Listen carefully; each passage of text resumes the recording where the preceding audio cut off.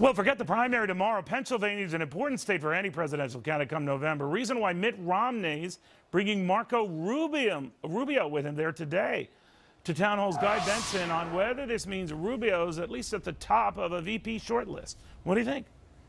Well, he's definitely on the short list. There's no question about that, Neil, and he has to be. If you talk to people around this town and across the country on the conservative side of the spectrum, they love him. And here's why. He might be the most effective conservative communicator on the so-called team at the moment today. People see a lot of Reagan in him. They're very excited by him. He kind of delivers a very strong conservative message with a smile in a way that independent voters, I think, really would buy into. And, of course, you can't ignore the fact that he is Hispanic, speaks fluent Spanish, of course, and the Republicans have had a little bit of trouble attracting that demographic recently, and recent polling has showed that Marco Rubio could help ameliorate some of those troubles if he were on the ticket.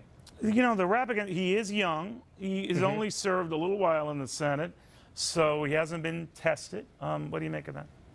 I think those are very fair criticisms, and he has no executive experience, and these things really do matter. And just to use a sports analogy, Neil, there are a lot of people that I talk to, at least in the conservative movement, who wonder if now is the right time to burn his red shirt. There's the sports analogy. Is it time to use Marco Rubio, or is this a guy that we see as perhaps a future president of the United States? Let's let him get some more experience and time under his belt in the Senate, where he serves on a couple really influential committees. Well, John Kennedy and Barack Obama didn't wait, right? They galloped in when they could. You talked about the Latino vote. Republican New Mexico Governor Susana Martinez comes to mind. What do you make of her chances and her pluses and minuses? I think that she is absolutely terrific. She is a rising star in the Republican Party. Get this, Neil. She was elected in 2010 as the governor down there in a bluish state. She left office, she left her first year in office with a 66% approval rating in New Mexico. That's incredible. Most politicians would almost kill for an approval rating like that. So she's getting the job done. She's a former prosecutor, very tough, strong conservative woman. But a lot of people don't know her, right? They don't even know her. Right. Low name recognition for the moment. Plus, I think the GOP might be a little bit skittish about nominating another half-term female governor who's just starting to get her feet wet. All right. Let's talk about Senator Rob Portman of Ohio. Now, his name has come up only lately, and I'm wondering why. What's the draw? One word, Neil. Ohio.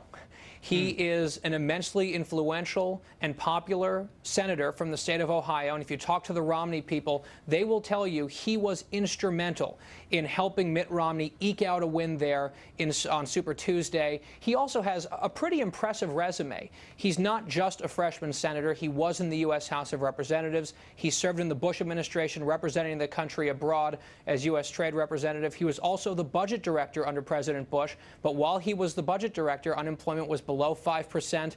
The debt was about 1/6 of where it is today. But the Bush Association, whether it's fair or not, could hurt him, right? It could, and I think that would definitely be one of the attack lines Democrats would try to use. And I think Rob Portman might say, look, let's go back to the bad old days when I was budget director, when we had 4.6% unemployment and a deficit that was $200 billion as opposed to $1.2 trillion. Let's go to Virginia. Governor Bob McDonnell, his name always comes up perennially. So if you think about it, he was the first big switch, a sign of Republicans were coming back when he won. I remember a few weeks later, then it was Chris Christie in New Jersey. What does he bring? Because Virginia poll numbers look good for Mitt Romney as it is. Does he need him? Well, it's a swing state that Barack Obama won in 2008, and you're right, that was part of the big turning red in 2009, the transition in places like Virginia and New Jersey, and then eventually Scott Brown in Massachusetts.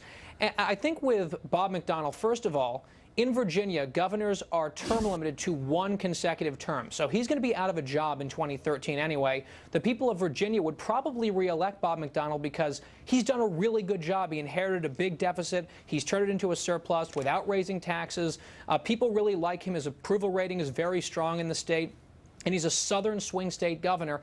Democrats would, though, and here's maybe the potential negative side, they would definitely, I think, try to raise this thesis he wrote 20 years ago in grad school. They tried to hang him on it in 2009. They failed, but we would definitely see that again if he were the running mate for Mitt Romney. All right, Guy, thank you very much. Again, Guy Benson, these are his sort of pros and cons on each of the candidates who are out there, political editor, townhall.com. Thank you, buddy.